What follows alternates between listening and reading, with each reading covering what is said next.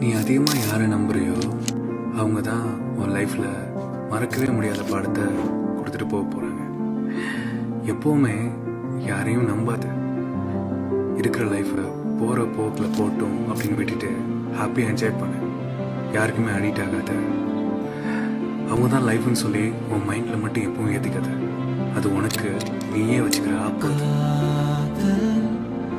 ஒன்றாக வந்து